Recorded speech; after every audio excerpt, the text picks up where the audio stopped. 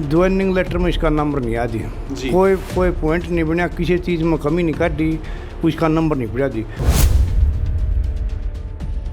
जबके बाद ई विश का मतलब ये भर्तियाँ रद्द होना था, बंद होना था, ई विश का हौसला टूट गया जी।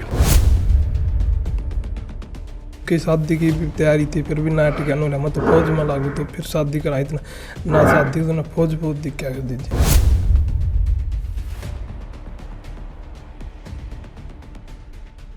भारतीय सेना में भर्ती होने के अरमान लेने वाले भिवानी के गांव तालू के करीबन 23 वर्षीय पवन कुमार ने अपनी जीवन लीला समाप्त कर ली। एक अच्छे धावक रहे हैं पवन कुमार। करीबन 9 साल से भारतीय सेना में भर्ती होने के मंसूबे को लेकर कर रहे थे कड़ा अभ्यास, लेकिन सेना में भर्ती न होने व हरियाणा सरकार में भर्तियां न निकलने पर हताश हुए पवन कुमार ने अपनी जीवन लीला समाप्त कर ली और सुसाइड नोट किसी कागज पर नहीं बल्कि दौड़ने वाले ट्रैक पर लिखा। मरने से पहले पवन कुमार ने अपने पिताजी से कहा कि इस बार सेना में भर्ती नहीं हुआ, लेकिन पिताजी अगले जन्म में वह भारतीय सेना में जरूर भर्ती होगा, क्योंकि सेना में भर्ती न निकलने पर उसकी उम्र निकल गई और हरियाणा में भर्तियों की उठापटक के चलते रोजगार के साधन नहीं मिल रहे थे, जिसके चलते हताश होकर पवन ने अपनी जीवन लीला समाप्त कर ली। ये 9 साल से प्रैक्टिस कर रहा था जी।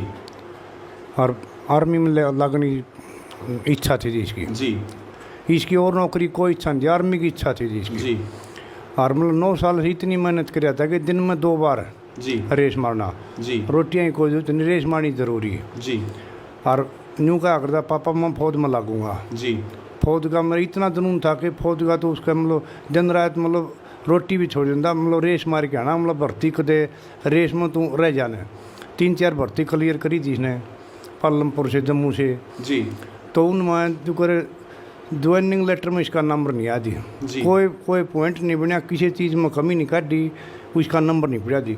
जबके बाद ई विश का मतलब ये भर्तियाँ रद्द होना था, बंद होना था, ई विश का हौसला टूट गया जी। और अपनी आखिरी इच्छा भी उसने खेल मैदान के ट्रैक पर लिख डाली कि वह भारतीय सेना में ही भर्ती होगा, इस बार नहीं तो अगले जन्म में भर्ती होगा। यह लफ्ज अपने पिता के लिए लिखते हुए उसने अपनी जीवन लीला समाप्त कर ली, जिससे गांव में पवन की आत्महत्या से बड़ा दुख हुआ है। वहीं इस अवसर पर भारतीय किसान यूनियन के नेता रवि आजाद ने भी खेद जताया कि युवाओं को रोजगार नहीं मिलने के कारण वे इस प्रकार के कदम उठा रहे हैं, इसमें सरकार का फेलियर है। उन्होंने कहा कि न तो 3 साल से आर्मी में भर्ती निकल रही है और न ही हरियाणा सरकार में भर्ती निकल रही है, जिस कारण किसान के बेटे हताश होकर दम तोड़ रहे हैं, बेरोजगारी की संख्या बढ़ रही है। उन्होंने कहा कि पवन ने यह आत्महत्या नहीं की, बल्कि उन युवाओं की आवाज को उठाते हुए अपनी शहादत दी है और वे उनकी शहादत को बेकार नहीं जाने देंगे। उन्होंने हरियाणा सरकार से मांग की कि पवन के परिवार को आर्थिक मदद दी जाए और उनके छोटे भाई को नौकरी दी जाए। जुनून था उसके, भर्ती होने का दुख था आत्मा में, और इसलिए उसने ये शहादत दी है। गरीब बेरोजगार किसान था, माता बचपन में गुजर गई थी, उन्होंने वो सहन शक्ति तो बहुत रखी, लेकिन उसकी आस ख़त्म हो गई। अभी सरकार कोई कदम नहीं उठाएगी, सरकार कोई भर्ती नहीं निकालेगी। अब उसका वो हौसला टूट गया और उसने ये कदम उठाया।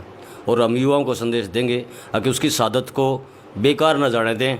हर युवा की ज़ुबान पे उसका नाम होना चाहिए और सब साथ मिलकर के सरकार के खिलाफ आपने कदम उठाना पड़ेगा। तो जो आपका भाई किस तरह तैयारी कर था आर्मी की जो फिजिकल की रोल? उसने कुछ नहीं दिखा करता था, ओनली बस आर्मी दिखा करती। उसने और नौकरी भी हम कमाते दुआ देंगे और धंधा करवाते, उसने कुछ नहीं कराने वाला। मतलब लागू तो फौज में लागू, उसकी शादी की भी तैयारी थी, फिर भी ना टिकाने वाला। मतलब फौज में लागू तो फिर शादी कराई थी ना शादी, उसने फौज बहुत दिक्कत कर दीजिए।